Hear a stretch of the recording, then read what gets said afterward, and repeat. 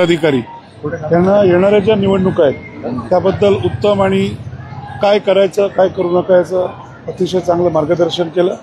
त्याप्रमाणे सर्वजण आता आमच्या विभागात जाऊन त्याप्रमाणे आमच्या टीम तयार केलेल्या आहेत आणि सर्व तळागाळापर्यंत जो महाराष्ट्र सैनिक आहे त्याच्यापर्यंत जाऊन राजसाहेबांचे विचार, राजसाहेबांनी कशा प्रकारे काम करायला सांगितलेलं आहे, दुबार मतदानाच्या बाबतीत काय सांगितलेलं आहे आणि बैठका कशा घ्यायच्या आहेत ते सर्व आम्ही मार्गदर्शन त्यांना करू, त्यांच्याशी बोलू आणि एका पूर्ण ताकदीने तुम्हाला दिसेल की मुंबई आणि महाराष्ट्रात मनसे अतिशय जोरात काम करतात। बरं, दुबार ज्या याद्या आहेत दुबार नावांच्या त्याच्या संदर्भात आता मनसेच्या या बैठकीमध्ये काही ठोस पावलं उचलली गेली असं जसं निवडणूक आयोगाला जसं सांगितलं होतं की राजसाहेबांचा सत्याचा मोर्चा होता आणि मला वाटतं त्यांना सत्य आणि असत्यातला फरक कळत नसावा, त्यामुळे जे कोणी या निवडणुकीत असत्याचा मार्ग स्वीकारतील मतदार त्यांना ज्या प्रकारे कळेल त्या प्रकारे त्यांना सांगितलं जाईल, परंतु कुठल्याही परिस्थितीत दुबार मतदान होऊन दिलं जाणार नाही।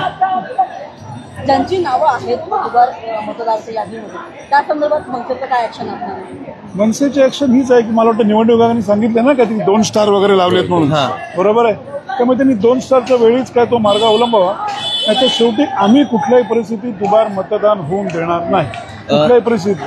स्थानिक पातळीवर नगराध्यक्ष पदाचा उमेदवार दिला जाणार आहेत का? काही चर्चा झाली काय? तो मला वाटतं तो निर्णय राजसाहेब ठाकरेच घेतील। राष्ट्रवादी काँग्रेसचे माजी मंत्री तानाजी सावंत यांनी केले राष्ट्रवादी अशी अवलाद आहे की सत्तेविना राहू शकत नाही असं म्हटलं। मला वाटतं हे फुटले होते ना कुठून तरी, त्यांनी जे पक्ष फोडला होता आणि पक्ष आणि चिन्ह नेत ह्या टीम ते पण होते ना, त्यामुळे त्यांना तेवढं गांभीर्याने घ्यायची आवश्यकता नाही। आधी पहिल्यांदा स्वतःकडे बघायचं असतं, मग लोकांना बोलायचं असतं।